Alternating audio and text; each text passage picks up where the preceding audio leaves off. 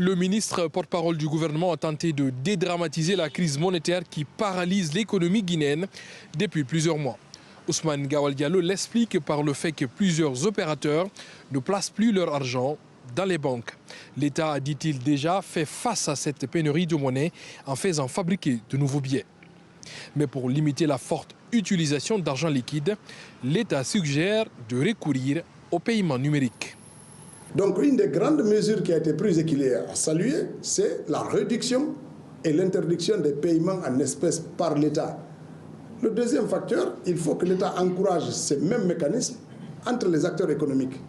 Moi, je me rappelle quand j'étais député à l'Assemblée nationale, ça avait même fait la une à un moment donné, mais c'était un camion remorque qui amenait les salaires des députés. C'était des caisses et des caisses qu'on voyait débarquer là-bas. C'est ça, c'était ça. Mais ça ne doit pas exister. Pour ça, il faut donner du poids et de la sécurité à d'autres modes de paiement, comme le chèque et les transactions électroniques.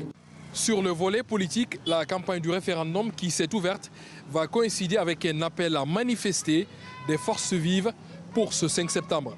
Mais ce mot d'ordre ne devrait pas être autorisé faute de demande officielle des initiateurs.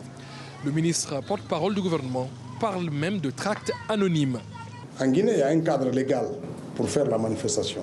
Il y a un endroit où il faut déposer la demande, même si elle doit être rejetée. C'est là-bas qu'elle peut être rejetée et il y a des voies de recours. On est dans le cadre de l'anarchie où on voit circuler un document sur Internet que personne ne signe. C'est marqué Force vive de Guinée, dont on ne connaît pas les auteurs, dont on ne connaît pas l'itinéraire, donc on ne connaît pas la motivation. On dit partout en Guinée. Je pense que c'est plutôt un tract qu'un document en bonne et due forme qui demande à faire une manifestation.